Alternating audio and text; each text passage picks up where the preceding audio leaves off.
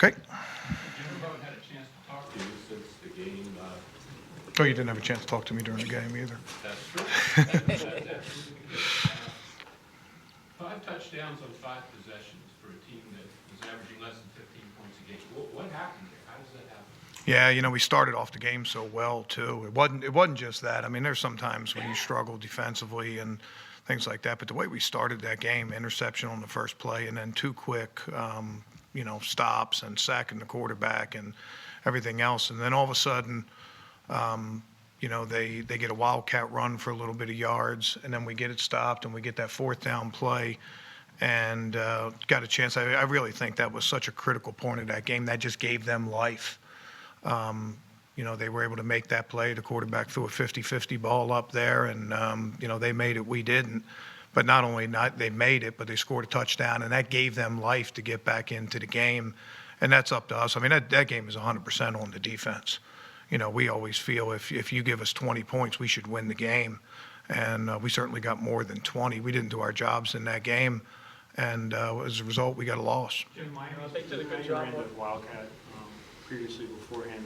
The guys weren't set beforehand. What went wrong there? Why didn't they get that? Yeah, we're generally a really good Wildcat team. That might be the most yards we've given up on a Wildcat play since I've been here. But the way Wildcat works is if one guy's out of position, then all of a sudden there's going to be an empty spot because you have to account for every single person on the offense. And that's where we were. It was just one bad fit, and all of a sudden the ball was on our edge, and we gave up a chunk. Now, they came right back to that play and tried to run it, and we stopped it for a tackle for a loss or a gain of 0, which we should. But again, it was some of those small plays that we gave those guys life, And not just that. I mean, the things that we had hung our hat on over the previous month when we've been playing good defense were playing clean football, penalty-free. Coming into that game, we were, I think, 6th in the NFL in defensive fouls. So, had done a pretty good job there of not giving offsides. I mean, I can't remember the last time we were offside before that game. Hadn't given guys a lot of free chances. Or second chances to be able to make plays. So that was one. And then the other one, which I really think was the turning point for us, was our ability to play 50-50 balls. And over that month, there's never, unlike the name, it's never a 50-50 because somebody makes it and somebody doesn't. So it's either 100 and 0 or, somebody's going to make it or not. But we were in the, making 2 out of 3 of those plays over the previous 5 games or whatever it was. In this game, and when I say a 50-50 ball, I mean a guy that's covered but the quarterback still throws it. A 50-50 ball might be just lobbing the ball deep. It might be throwing a slant when the guy's covered. But, a 50-50 is the guy's covered but the quarterback still throws it. And I counted 13 50-50 balls, and we only won 4 of them. So we were backwards. The formula that had helped us to keep scoring down and keep us in games flipped the script on us. We gave them second opportunities with fouls, 3 offside, 2 DPIs, and 2 roughing the quarterbacks. And then, the 50-50 balls. And some of those 50-50s were man, some of them were zone, some of them were blitz, some of them weren't. We didn't make the plays. When the receivers are 6'3" and 6'5", 6'4", and the ball is perfectly thrown, what can be done? No, there's no excuse. I mean, there's tall receivers in the league. Our corners can jump. I mean, it's sometimes you get a ball caught over and you come back and you play the next one. You're not going to win 100% of those all the time. Like I said, we were probably in that 65% of winning those over the last month. And in this game, we were whatever the 4 of 13 is, 30% or whatever it is. We were down in there. You just got to win your fair share of those, and get them stopped in other ways. When you combine those plays that they made and a penalty that keeps a drive alive, or them going forward on a 4th down or whatever else, then you end up in the position that we were in, and we went through a lot of different things and tried to settle guys down. We had one series where I just said on the sideline, look, we're just going to be basic defense just to settle down, training camp type stuff. And in the past, now that we're playing the Giants, we did that last year when we played the Giants in the second half. We really trimmed everything and just said, look, let's just get comfortable and just go play. think the quarterback went 6 for 6, and they scored a touchdown on that drive. So whether it was blitzing, whether it was playing zone, or whether it was playing sort of bread and butter stuff for us defensively, it wasn't our day. We got to take ownership for it. We got to take accountability for it because we cost our team that win. Was there any thought to putting Rasul out there, maybe in red zone at all, just because of his height? Yeah, I don't know that it was really the red zone that was our problem. I mean, again, Darby and Mills had made those plays. I think as a coach, you got to give those guys a chance to be able to get out of that and, and be able to make those. And we're confident in our guys to be able to make those plays. And I think we will. From your perspective, as the defensive coordinator, when you have a quarterback who's willing to throw those balls, a lot of quarterbacks aren't, and you got a receiver that's hot on a given Sunday, for a lack of a better word, how much does your philosophy change to shift during the game?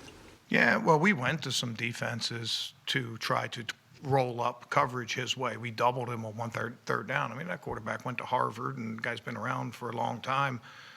He didn't throw to them in those situations, went somewhere else. So, it's not just ability to take one guy out. You got to be able to play all the other guys across the board. But, there were a couple of those that he threw. He was getting hit. I mean, we hit the quarterback an awful lot in that game, and he just kept bouncing up and giving his guys a chance, just threw it up and gave them a chance. You could tell it was going to be that kind of game probably from that first 4th and 5 right around midfield. They went for it there. They tried an onside kick, first play of the second half. They ran the fake field goal. They just had that. I mean, even the 4th and 1 at the end of the game, I don't know how much time was left, like 3 minutes, 3-4. It was, I think it might have been 3:51 for some reason, but anyway, I might be wrong. That's a play right there that, we knock that ball down. Our offense goes down and scores. We get the ball at midfield. That could have been the game changer. We didn't make that play. They got in position. They kicked a long field goal, and all of a sudden it was a 2-score game. But, you look at that. I mean, Darby's covering the heck out of that guy, and that guy's hands are here. Darby's hands are here, and he made the throw, and they made the catch. Was there any consideration in that play, maybe as an example of just, that Parker's probably more than likely going to get it in that situation. I know the other guys were hot, but just throwing the kitchen sink at Parker and just taking your chances with the other guys. Well, yeah, we could have, and that's what we had done on some of the other third downs. We were talking a yard there, and he just run a quarterback sneak on the play before. We had to take that away. We were blitzing up front. Darby was up pressed and competing and going, and they made the play. We didn't.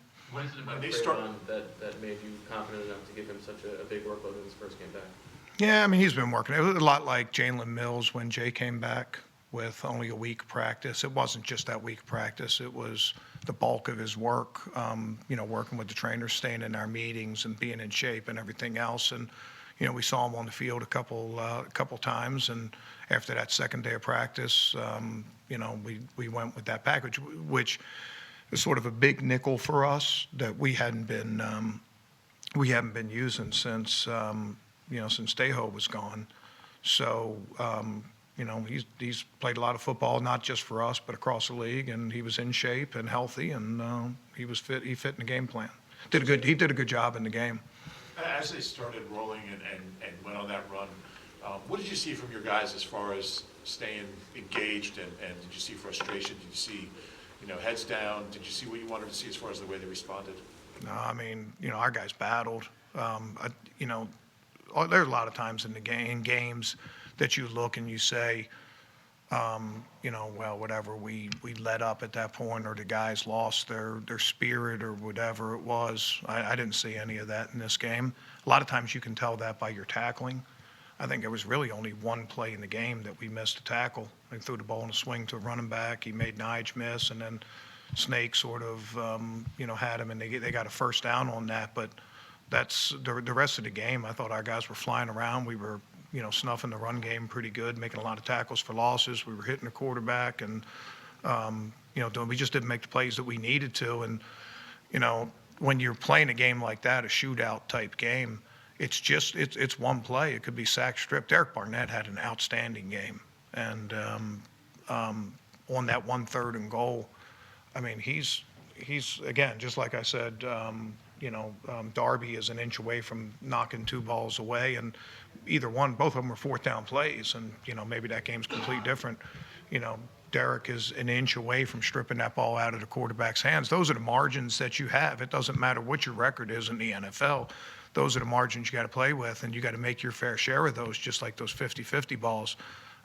We didn't make enough. After those first 3 series, we didn't make enough of them in the game. It sounds like Eli's going to start. What's more of a challenge, someone you know and who knows you, or kind of the unknown of a rookie quarterback? Well, they're different. Jones had been running some zone read and had made some scramble plays. He'd been their second leading rusher, and averaging 6 yards a carry. So scramble was a part of it, and zone read was a part of it, and that kind of stuff. Eli's that's not a huge part of his game. Jones had been holding the ball a little bit in the pocket. We know Eli's not going to hold it. Ball's going to come out pretty quick. Their playmakers stay the same. Looks like they'll probably get Ingram back, and he's an important part of that offense. Get Golden Tate back, and he's an important part of that offense. They got good playmakers and a good running back. So it changes just a little bit of the game, just the dynamic of a quarterback. We faced both of those over the whole season. We faced, those kind of guys. It's going to be important to cover quick and get to the quarterback quick and knock their timing off of their passing game when Eli's back there, because he's such a timing quarterback. Jim, is there any merit to the idea of going with a two-deep safety look when you get into a game like that where the corners aren't winning their 50-50s and those shot plays are coming back to bite you? Yeah, we did that against Green Bay. That was our adjustment in the Green Bay game to try to, because Adams, it was Devontae Adams was doing those same kind of things, making plays. When we went to it in this game, the quarterback moved the ball down the middle, which is where you're weak. And again, we decided to just go with our strength. What has been our strength over the last month have been our corners, defending one-on-one on the outside part of the field and playing tight coverage and playing penalty-free. And we didn't get that done in this game. It seems like on some of those ones, the techniques were I think on 3rd and 13, is Darby. Yeah, he's that zone. He's got zone eyes for the quarterback. Guy ran a double move on him. He didn't even bite at all in the double move, and he's got zone eyes. I think he just stumbled a little bit on that one. That guy went up, and he sort of lost his foot a little bit, and then went up, and sort of the same thing with Jay Mill on the other one. That was his own. And, they got a little bit of hand contact, and Jay stumbles just a little bit, and that's all the error. One, you guys are on quarters and Yeah, he ran the wheel. Yeah. you got behind them. Yeah, I mean, he's a zone corner, and the guy runs a wheel. You just run with him right there, and he just lost a step. What were the penalties last year for the game? Yeah, I mean, they're all a little bit different. I mean, you got the one on Jay on the 3rd and 10. I mean, in real time, they don't throw a flag. I do believe one of the things with that replay stuff, you slow anything down in the super slow motion, you could make a case for anything being PI, but I liked his position there. He's got eyes for the ball. He's inside out on the quarterback. It's sort of like where that ball was thrown and the way that guy's body action went. His hand sort of got stuck on him. We had almost overcome that because we had 1st and goal on the 1, and we got him to a 4th down. We didn't finish that drive, but you had that one. Offsides, there's no excuse for the offsides, and we had played pretty clean that way. They'd actually gone to silent cadence because our fans were down there making some noise, and we just tried to jump too many times on those, and we got caught and put ourselves in bad position. I'd say this: the one roughing the quarterback on Timmy, he was trying to do the right thing. He was trying to lower his aiming point on the quarterback, and he's coming sort of like right toward the chest, and the guy's getting hit and rolled and falling down, and all of a sudden he's hitting him in the head. It wasn't like he was up launching at a guy's head or he was being careless. I think it was just sort of the cost of doing business. I mean, the quarterback started going. The other one, when he's down on the ground, what the league wants you to do is they want you to, as you're falling, they want you to move out of the way and try to swipe him with your arm and not have forcible contact. We didn't get that one done. But again, for us to get and play over these next 4 weeks and get back on the winning track, we need to get back to the standard that we had set the month before. Playing clean football, playing penalty-free, or limiting penalties. You're never going to play 100% clean, but limiting your penalties and then winning more of those balls on the outside part of the field. Okay? Yep.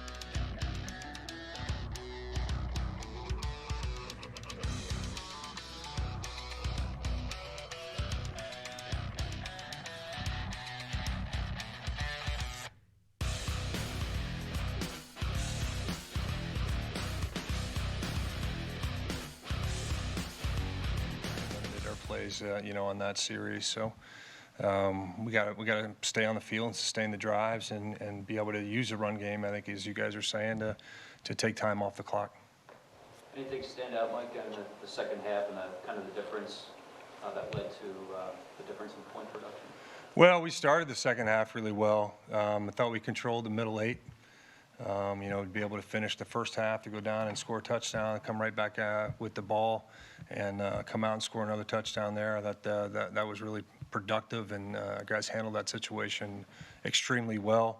And then, we kind of fell into a little lull for whatever reason, and got to credit Miami. They did some good things, made some good plays, and we got to make some more plays to continue to be able to put points on board. We got to score more points. I'm sorry, getting back to Miles, what have you seen the biggest growth in him, from the beginning of the season until now? Yeah, I don't want to repeat myself, but basically those things I just said. I think he's comfortable now in the running, the schemes that we've got, and has gotten enough looks at them. Certainly, there's no replacing the game experience. So being able to get out there and run it, in the games and see those plays develop. I think his growth there as a runner and his vision has been outstanding, and he's made plays out of the backfield with his hands really from day one. So in terms of being able to do both, he's been extremely productive and impactful in all our games. What led to the decision to move on from Matt Collins? I think in every season, Zach, that there's tough decisions that have to be made, and I think it was a decision in terms of what's in the best interest of the Philadelphia Eagles that can help us win right now. And beyond that, you'd have to ask, Doug and Howie in terms of that stuff. But I have a ton of respect for Mac and everything that he invested in his time here for the Philadelphia Eagles and the role that he played, and wish him all the best. Why do you think his work, you were consistent in your praise of what you were seeing from him. Why do you think it didn't translate in the production that lack of production probably led to? What phrase did I use? Could you refresh my memory? I think you previously said you liked the things you saw when he was grading out, that he was doing the things you were asking and so forth, but that didn't seem to translate into production, which probably led to yesterday's decision. Why do you think that might have been? Well, I think there's a number of factors, when you make a roster decision. I don't want to speculate there, but I do know that I got a lot of respect for Mac Hollins and what he did. He did a lot of good things while he was here. He didn't have a ton of production, as you said, But, there's a number of factors involved with that, so. When you've worked with a player as long as you have with him and put in so much personal time as his position coach, when it doesn't work out, how personally do you take that from a, the perspective of it just didn't work out? Yeah, that part of the game or the business is not fun. Not fun. So, simple answer, but it's not something that anybody looks forward to. It seemed like in that game, there was an effort to kind of move the pocket a little bit more with Carson. First, is that fair? And if so, why? Well, I think I stated last week that, we have a menu of plays every week on the game plan that we can go to, and those were effective plays. We got a lot of production out of those plays. Carson did a good job. The guys out there did a good job of executing the plays, made some plays out of the pocket. And so, like I said, we have those available to us. Coach called them in the right spots, and so, credit to everybody. How do you think Carson responded from probably one of the lesser games of his career? Yeah, I thought he responded really well, like a true leader. What stood out to you? I think it's What were some of the things just the way he approached everything all week. I think he attacked everything at practice during the week, and just went out there and played like the kind of guy that we know that he is. And he made a lot of really good plays in the game. JJ's catches in the last 2 weeks have come from off-schedule plays. Why do you think those are more effective for him than? Well, I don't know if it's more effective. He's been at the right place at the right time, and the play there at the end of the half for the touchdown, where he's inside releasing there, and then he's working with Carson as Carson scrambles out there to the right, and then he's able to get out of the grasp of the DB and come back and fight for the ball. Was a really good play by JJ. With one more on Miles. And Carson, but yeah. One more on Miles. Obviously, he's a young kid. I think he's 22, rookie. How aware are you guys of his workload? And we've all seen young running backs who kind of flame out with a huge workload when they're younger players. Is that something that you kind of take into consideration as the year goes on? Absolutely. I don't know if it's an accumulation of things, but it's a daily, just check in. How you feeling? And obviously at this point in the season, most of the players have something that doesn't feel quite right, and they're not going to feel right until there's no more games. So we just try to monitor that, make sure that he's getting what he needs at practice, and he's a very mature person in terms of I think listening to the veterans. Darren Sproles in there, Jordan Howard, obviously Deuce is a former player, in terms of how to take care of your body and get your body prepared to play on Sunday. But also just during the games, his maturity and being able to handle a lot has been outstanding. How has Jay Ajayi handled his role in the last 2 games? Jay's been great. Yeah, he's been great. Just like before when we had him. He's extremely dependable. He's upbeat, and he's just ready. He's ready when his number's called. Sorry, it was Alshon's best game of the season, at least statistically. What stood out when you watched the film with the way he played? Well, I think he played well. He really played well. He and Carson were on the same page. Showed good energy, attacked the football, made some tough and contested plays as well. We moved him around, and those guys, they did a nice job, like you said. Zach's got more catches than any tight end in the league, Mike, but his numbers are way down on third down. Sunday was like the 5th time in 7 games that he hasn't had a third down catch. Are teams specifically doing something to take him away on third down? Yeah, I think he's drawing some unique coverages, and that's week to week. Depends on who we're playing, and so we're obviously aware of that, and try to put plays in that would free him up in those situations. But it's not like they're calling us and saying, "Hey, we're going to double Zach on this one." But we've got our ways to try to unlock him in those types of situations. But that's where other guys have to step up. If there's 2 on him, then it's 1-on-1 somewhere else. Was there a conscious effort to make Alshon more of a vertical in this game? No, I think we obviously like Alshon vertically down the field, and feel like with his size and his ball skills, ability to go up and make a play in contested situation, that's a unique talent that he brings and a skill that he brings to our offense, and we want to take advantage of it. Mike, how much input does Carson have on a game plan week to week, and does he have the flexibility see something that maybe isn't on the same page as you, to give that, and let you know and go with it? Could you be more specific with the question? As far as the weekly game plan, Yeah. how much input does Carson have on what he sees, what he likes, and what he What wants plays to are on do? the plan? Yeah. Yeah, he's got a lot of input on that. I mean, obviously, we want to put the right plan together and plays that he feels comfortable with. So we go through that exercise with him but almost daily, as we build the plan, first, second down, third down, red zone, and then review everything again before the game. And Mike, it's a pretty big sample size at this point of the season. Carson's completion percentage as a whole, probably not where he wants it to be, down from last year. Have you seen anything at this point mechanically that has led to that, or is anything you guys are trying to impress, as far to improve that part of it? Yeah, I think there's probably a number of factors that go into that, and fundamentally speaking, in the fundamental discipline that's required to play every position, you got to always stay on top of those things. I think Carson has done a really good job. The pass protection on Sunday was outstanding. Had a lot of time to throw, had a clean pocket really for the majority of the day. And, we had really good results. And I know the offensive line and Coach Stout and Roy and Deuce and everybody involved, press, in terms of putting that plan together. They did a great job because, the Dolphins had a unique blitz package. And they tried to get us, and our guys did a great job. They were IDing it, and then Carson was able to make some really good throws. So fundamentally speaking, that's what we go out there on Wednesday, Thursday, Friday for every week, focusing on that in individual, and making sure that carries over into the games. Mike, just back to Rob's question about game planning with Carson. Do you guys only pick plays when it's like all three of you agree, Doug, you, and Carson? Or what's the hierarchy there about how the plays are chosen? And To put on a plan? Sorry? Go ahead. If you guys are going through the game plan, does it have to be all three of you liking the play? Does it have to be just one? Does it, who gets the final say there? Yeah, I think it's probably a little bit of everything that you're saying. I don't think there's any one way, formula all the time. But we certainly take into consideration any good idea or anybody's thought. Mike, Yes.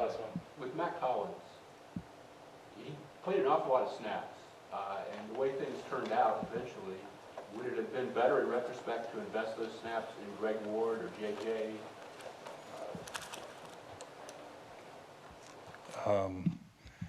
I think that Mac did an outstanding job while he was here, and I want to wish him all the best. We have a lot of confidence in Greg and JJ moving forward, and Alshon and Nelly and really all the skill guys that are here. And we're going to continue trying to go out there and improve each and every day. And we're excited and looking forward to Monday Night Football and playing the New York Giants. Okay, thanks everyone. Yep. Thanks, Mike. Yep.